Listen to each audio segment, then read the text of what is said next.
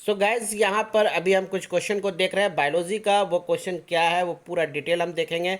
पहला देखिए, यहाँ एक क्वेश्चन आपको मैं दिखा दूं कि एक क्वेश्चन जो है यहाँ पर से शुरू करता हूँ कि किस रोग, देखो सबसे पहला सवाल है किस रोग को थायराइड की आत्महत्या कहा जाता है। तो हाशीमोटो को कहा जाता है, हाशीमोटो।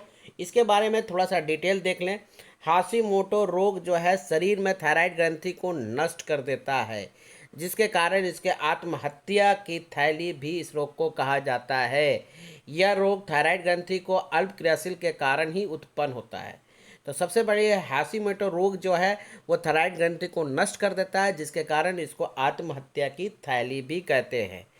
यहाँ पर देखिए तो ऑप्शन दिया हुआ है। पहला ऑप्शन यह है कि प्लाज्मा, ध्यान देखिएगा, प्लाज्मा में प्रोटीन, नमक, हार्मोन उस उत्पन्न उपस्थित होते हैं। रक्त एक संयोजक है, कनेक्टिव, और लाल लाल रक्त आरबीसी और डब्ल्यूबीसी या प्लेटलेट संयुक्त रूप से प्लाज्मा कहा जाता है। तो अगर आप देखेंगे तो प्लाज्मा प्रोटीन नामक हार्मोन पाई जाती है, रक्त में संजीव ऊतक है।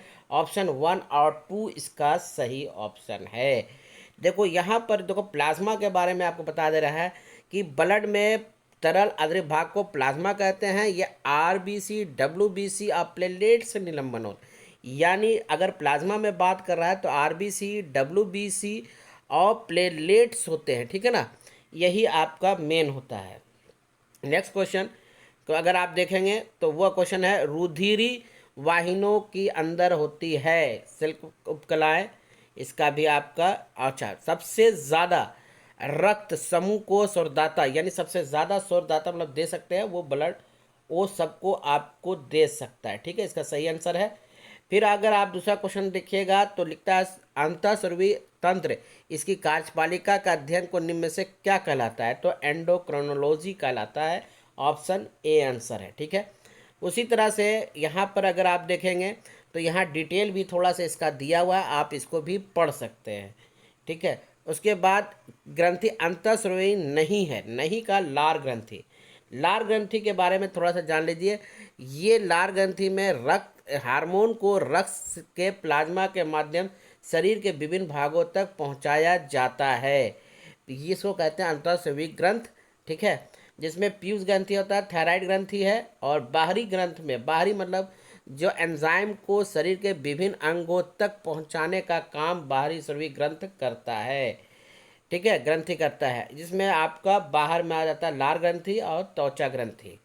उसके बाद एक क्वेश्चन है पीयूष ग्रंथि आप किसे कहते हैं। तो अग्न्याशय को पीयूष ग्रंथि कहते हैं, जो कि एक मिश्रित ग्रंथि है जो अंतर और बाहर दोनों प्रकार में ये पाया जाता है। उसके बाद क्वेश्चन नंबर अगर 14 में देखो तो बाह्य स्रावी ग्रंथि कौन सा है। तो एंजाइम है, इसका सही आंसर है, और इसके बारे में डिटेल भी मिल जाएगा आपको यहाँ पर नोट्स। जो बाहरी देखिए यहाँ पर मिला हुआ है, इसको आप पढ़ लीजिए। तो यहाँ गाइस निम्नलिखित में मास्टर ग्रंथि किसको कहते हैं। तो मास्टर ग्रंथि पीयूष ग्रंथि को कहा जाता है, ठीक है। उसके बाद मानव शरीर में सबसे बड़ी अंतःस्रावी ग्रंथि, यानी कि सबसे बड़ा अंतःस्रावी ग्रंथि जिसको थायराइड ग्रंथि कहते हैं, ये सबसे बड़ी ग्रंथि है। और सबसे छोटी अगर कहें तो पीयूष होता है। सबसे बड़ा अंतःस्रावी ग्रंथि हो गया थायराइड, और सबसे छोटा हो गया पीयूष ग्रंथि, ठीक है। उसके बाद अगर आप क्वेश्चन देखें थायराइड ग्रंथि से निम्नलिखित में से किस हार्मोन का स्राव होता है। तो थायरॉक्सिन का होता है, ठीक है। ये थायरॉक्सिन दोनों से दो पालियों से बनी होती है, दोनों पालियों में आपस में इथमस द्वारा जुड़ा होता है, इस्थमस द्वारा, ठीक है। क्वेश्चन नंबर 18 को देखेंगे कि कौन नमक रोग निम्नलिखित में से किस हार्मोन की कमी से होती है। जड़मनवत्ता, देखिए जड़मनवत्ता जो है वो थायरॉक्सिन के कारण से होता है, तो थायराइड में होता है। इसके बच्चों में होता है, इससे बच्चों के मानसिक और शारीरिक विकास रुक जाता है, बच्चे बौनेपन इसके कारण भी होते हैं। थायरॉक्सिन भी बहुत बड़ा जिम्मेवार है बच्चों का बौनापन होने में। आहार नाल का शुरुआत, देखिए आहार तो खैर मुख से होता है, ये आप जानते हैं, है ना। उसके बाद आपको देखिए आहार नाल प्रयोग है, और दूसरी बात जीभ दांत मुख भाग होते हैं, ठीक है। जीभ का कौन सा भाग जो है जो स्वाद आपको खट्टा महसूस करवा, कड़ा पकड़वा, पहले कड़वा जो है जीभ का पिछला भाग जो है वो कड़वा महसूस कराता है। लेकिन अगर आप डिफरेंट को सब पार्ट को देख लीजिए बढ़िया से, जीभ है, जैसे मान लीजिए ये आपका जीभ है, ठीक है। जीभ का अगला भाग जो है, आगे वाला भाग जो है, ये यहाँ पर आपको मीठा मिल जाएगा, स्वीट। उसके बाद आपका पीछे वाला पार्ट से आपको कड़वा का स्वाद मिलेगा, ठीक है।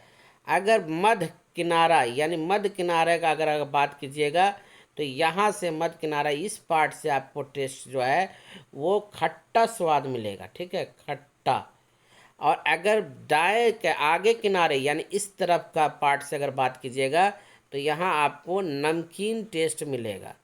तो ये जीभ का पार्ट हो गया जिसमें आपको अलग अलग टेस्ट मिलता है। फिर से मैं समझा दूँ, ये जीभ है आपका, इधर अगर आइएगा तो कड़वा मिलेगा, आगे आइएगा तो मीठा मिलेगा, इस पार्ट में अगर आइएगा दाहिने साइड में आइएगा तो है ना मध्य, तो ये आगे किनारे भाग तो ये नमकीन मिलेगा, ठीक है। और इधर वाला पार्ट अगर आइएगा तो ये आपको स्वाद आपको खट्टा मिलेगा, ठीक है। ये पार्ट हो गई। फिर यहाँ पर अगर मनुष्य के स्थायी दांतों की संख्या 20 होती है, ठीक है, जिसके दांतों के दूध के दांत भी कहा जाता है, जो कि 20 होता है दूध के दांत। ये आप बड़े होने के बाद ये दांत टूट जाता है और निकल जाता है, ठीक है। कहा जाता है अभी दूध के दांत भी नहीं टूटा है। भोजन हम लोग जो खाते हैं उसको फाड़ने का कार्य इनमें से कौन सा दांत करता है, तो रदनक करता है, जिसका देखिए दांत जो है हम सब जानते हैं कि 4 पार्ट होते हैं। टोटल कितने होते हैं? 4 होते हैं। पहला आता है इंसीजर, जो सबसे आगे धार वाले होते हैं, जो जबड़ा में ऐसे मान लीजिए जबड़ा है तो यहाँ पर जो सबसे पहले होता है दांत का उसका नाम है इंसीजर, ठीक है, इंसीजर। ये काम क्या है? भोजन को काटने का ये दांत करता है, काटने का।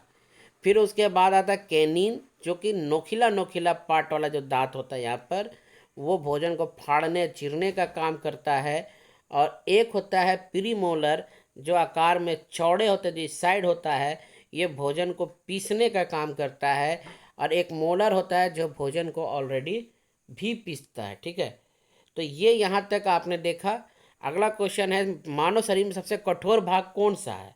तो एनिमल का है जो है, बहुत एनिमल जो है दांत के ऊपरी परत में होती है, जो सबसे बड़ा और कठोर भी होता है। ये खाना को खाने दबाव सुरक्षित प्रदान करता है, ठीक है। यहाँ आप देख सकते हैं इसका एक्सप्लेन। स्तनधारियों के लिए लार एंजाइम पाया जाता है, तो लार में जो टाइलिन पाया जाता है, लाइसो एंजाइम पाया जाता है, जो बहुत इंपॉर्टेंट है, पचाने में मदद करता है और जीवाणु कीटाणु से भी बचाता है, ठीक है। यहाँ पर देखिए ग्रास नाली माध्यम से कौन सा है? तो भाई ये आपका वॉल्व स्किंटर है, ठीक है। उसी तरह से देखिए यहाँ सारे क्वेश्चन यहाँ बनाया गया है, टोटल क्वेश्चन का एक्सप्लेनेशन भी दिया गया है। आप इसको पढ़ लीजिए एक एक को। देखिए मैं धीरे धीरे आपको ले जा रहा हूँ और अभी एक्सप्लेन, इस चैनल पे आपको बहुत से क्वेश्चन आपको मिलेंगे। सो एक एक क्वेश्चन को ध्यान से देखिएगा, ठीक है, और इसको याद करने की भी कोशिश कीजिए। तो इस सेशन में इसमें अभी आपको टोटल 30 क्वेश्चन प्रोवाइड किया गया है और दोनों को देख लीजिए। वीडियो को लाइक एंड शेयर कीजिए, लोगों तक पहुंचाइए। फिर मिलता है नेक्स्ट वीडियो के साथ। जय हिंद, जय भारत।